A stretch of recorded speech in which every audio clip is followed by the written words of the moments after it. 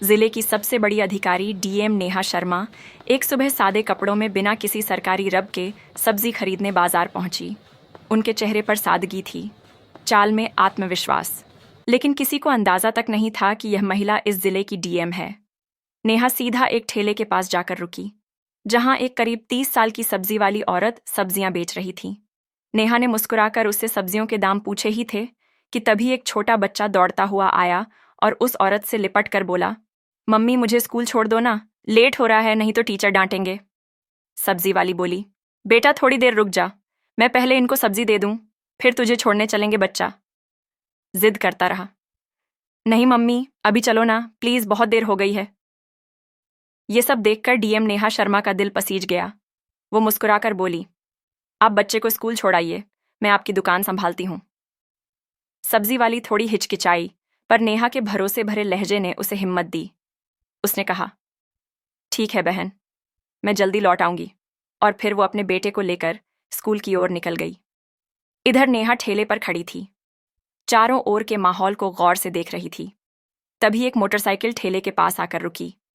उस पर बैठा इंस्पेक्टर आदित्य वर्मा था। उसने उतरते ही थोड़ा तंज में कहा, तू कब से यहां सब्जियां बेचने लगी? यहां तो एक औरत हुआ करती थी, वो कहाँ गई? नेहा कुछ कहती, उससे पहले ही वह सब्जी वाली औरत वापस लौट आई। इंस्पेक्टर को देखकर उसके चेहरे पर घबराहट छा गई। झुककर बोली, क्या चाहिए आपको इंस्पेक्टर साहब? जो मन हो ले लीजिए। इंस्पेक्टर ने बेजा हुक्म दिया, आधा किलो टमाटर दे, 1 किलो भिंडी और आधा किलो परवल भी देना। औरत ने बिना कुछ कहे जल्दी जल्दी सब्जियां तौल दी। इंस्पेक्टर बिना एक भी पैसा दिए मोटरसाइकिल पर बैठा और चलता बना। यह सब देख नेहा शर्मा स्तब्ध रह गई। कुछ पल खामोशी में बीते। फिर उन्होंने सब्जी वाली से पूछा, बहन उसने पैसे क्यों नहीं दिए? आपने उससे कुछ कहा क्यों नहीं? औरत की आंखों में मजबूरी साफ दिख रही थी। धीमे स्वर में बोली, बहन क्या कहूं, ये इंस्पेक्टर रोज ऐसे ही सब्जियां ले जाता है। जब कुछ बोलती हूं तो धमकाता है, कहता है मुझसे पैसे लेगी, अभी तेरे ठेले को उठवा दूंगा। मुझे डर लगता है, अगर ठेला चला गया तो घर कैसे चलेगा, मेरे बच्चे क्या खाएंगे, इसलिए चुपचाप दे देती हूं।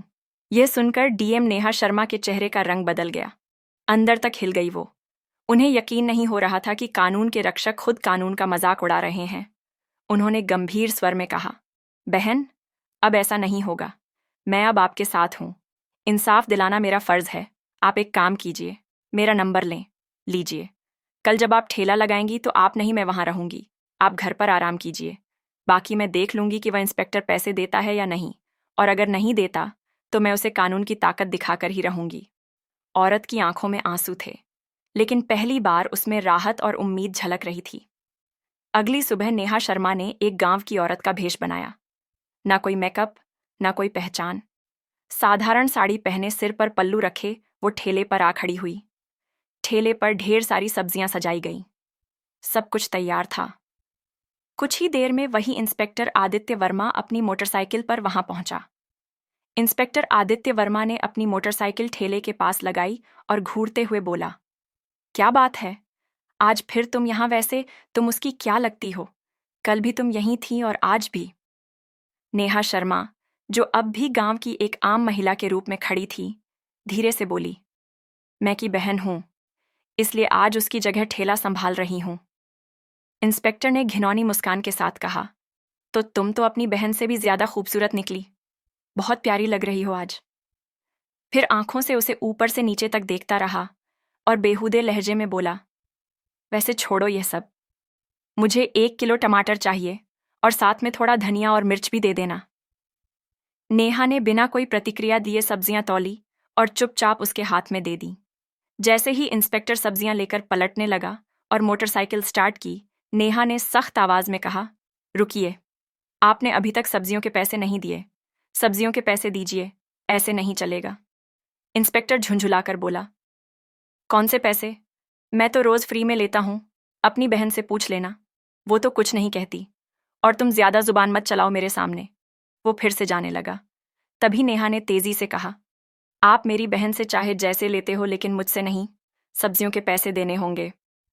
हमें भी पैसे खर्च करके ही यह सब्जी लानी पड़ती है, और अगर हम एक दिन सब्जी ना बेचे तो हमारे घर का चूल्हा नहीं जलता। आप जैसे लोग फ्री में सब्जी ले जाकर हमारे पेट पर लात मारते हैं। इतना सुनना था कि इंस्पेक्टर का घमंड भड़क उठा। उसने गुस्से में आकर एक जोरदार थप्पड़ नेहा के गाल पर जड़ दिया। नेहा लड़खड़ाई, लेकिन खुद को संभाल लिया। आंखों में आंसू थे, लेकिन आत्मसम्मान अब और चुप रहने को तैयार नहीं था। नेहा ने कांपती आवाज में कहा, आपने एक महिला पर हाथ उठाकर बहुत बड़ी गलती की है। इसका अंजाम भुगतना पड़ेगा आपको। इंस्पेक्टर और भड़क गया। गुस्से में चिल्लाया, तू मुझे सिखाएगी? तेरी इतनी औकात? अभी बताता हूं। फिर उसने नेहा के बाल खींच लिए। नेहा दर्द से करा उठी, लेकिन बाल छुड़ाकर बोली, यह सब बहुत गलत हो रहा है। मैं तुम्हारे खिलाफ रिपोर्ट करवाऊंगी। तुम्हें सब्जियों के पैसे देने ही होंगे। लेकिन इंस्पेक्टर अपनी हैसियत के नशे में डूबा हुआ था। बोला, इतनी औकात है तू एक सब्जी बेचने वाली, और मैं इस थाने का इंस्पेक्टर, मैं तुझे यहीं खड़े खड़े खरीद सकता हूं। ज्यादा जुबान चलाई तो उल्टा तुझे ही जेल में डाल दूंगा। इतना कहकर वह मोटरसाइकिल स्टार्ट कर वहां से चला गया।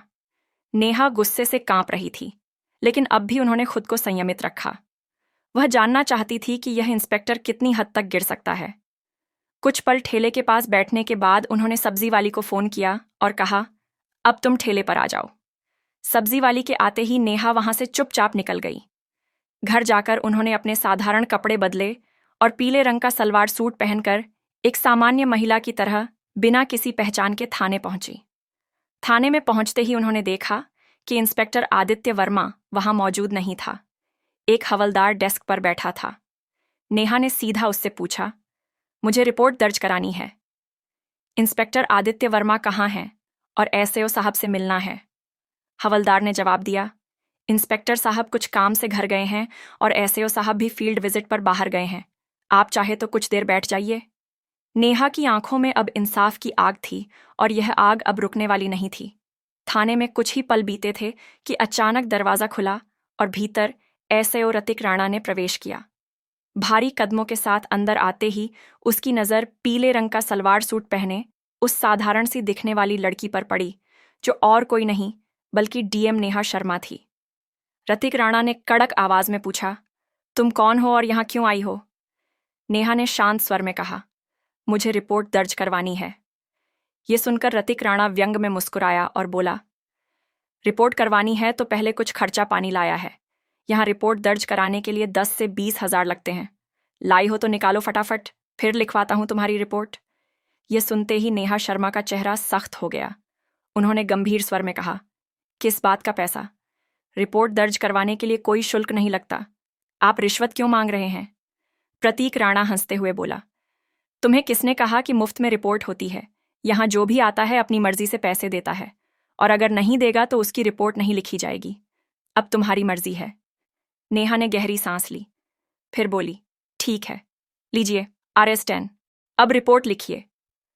पैसे लेते ही आरती राणा ने पूछा, बताओ किसके खिलाफ रिपोर्ट है?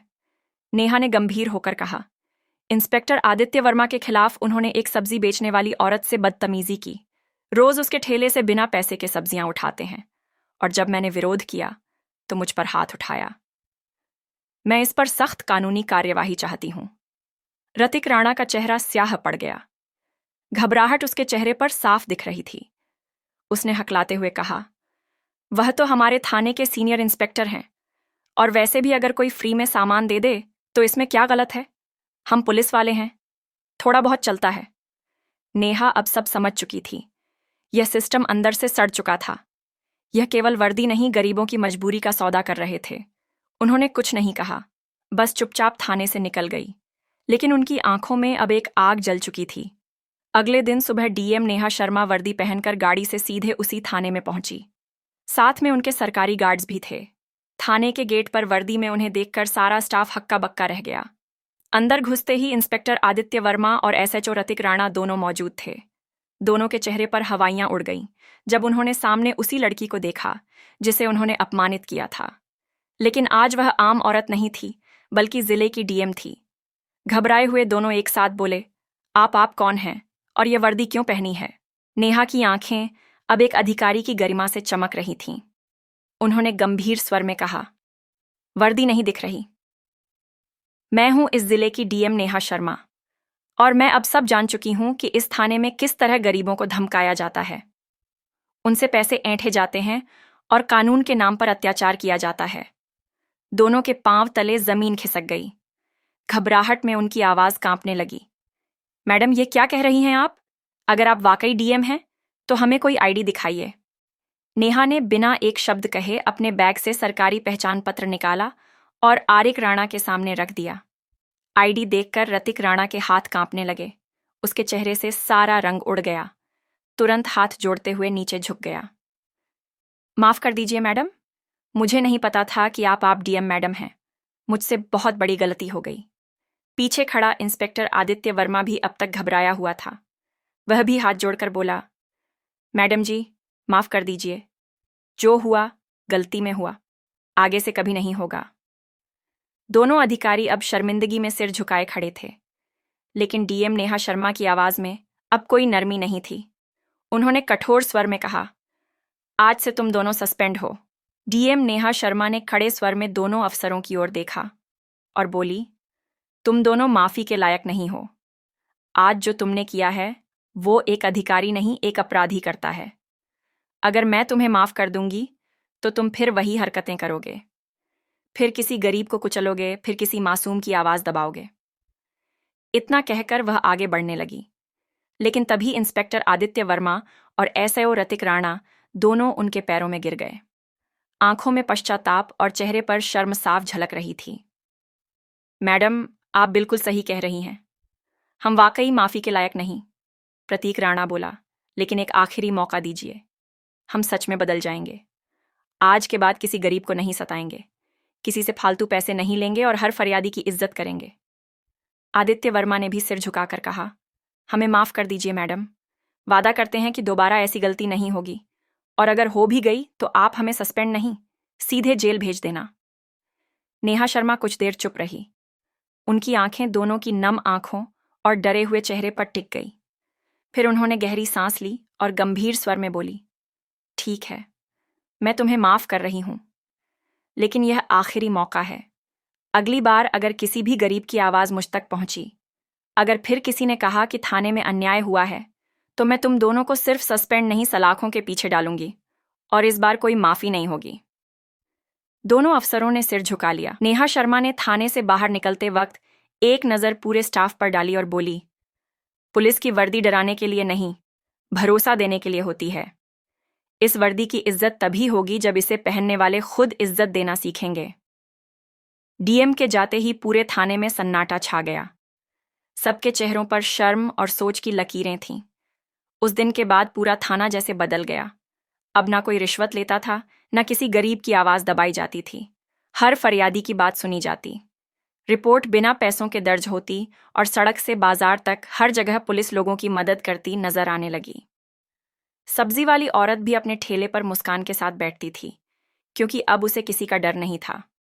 यह कहानी हमें सिखाती है कि हिम्मत और ईमानदारी से बड़ी कोई ताकत नहीं होती। अगर आपको यह वीडियो पसंद आया हो तो एक लाइक ज़रूर करें। गरीबों की आवाज़ को और लोगों तक पहुंचाने के लिए शेयर करें, और ऐसी ही कहानियों के लिए हमारे चैनल को सब्सक्राइब करना